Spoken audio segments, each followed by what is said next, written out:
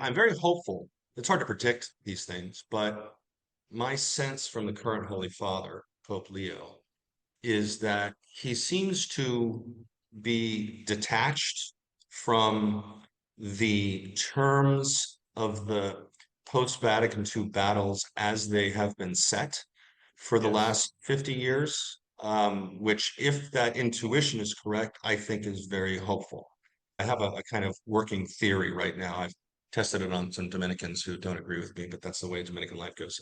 That there's a weird way in which, however different you want to say Pope Francis and Pope Benedict are, or John Paul II and Paul VI are, I think there's a way in which each of them were very much raised in that whole period and came out of that period of revolution, cultural revolution, certainly, ecclesial, huge, enormous change.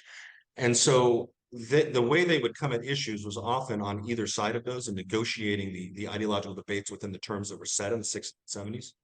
My sense is that Leo, he's attuned to that history, but he wants a fresh start. So, for example, I mean, you see him talking on the one hand about how he's very much for advancing Pope Francis's social vision, but then on the other hand, he has no seeming qualms about wearing traditional papal vestments for his papal blessing. There are photos online of him saying Latin Mass. To me, if you put all those things together, it's very refreshing Yeah. because it shouldn't be an ideological sort of battle, even though certainly it was that for many years.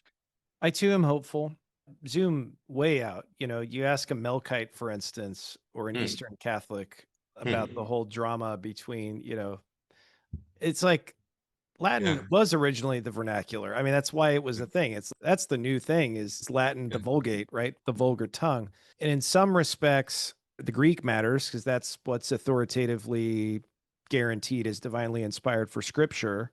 mhm. But really, the liturgical reasons for Latin, you could argue, I don't know if I would, but you could argue just have a practical benefit.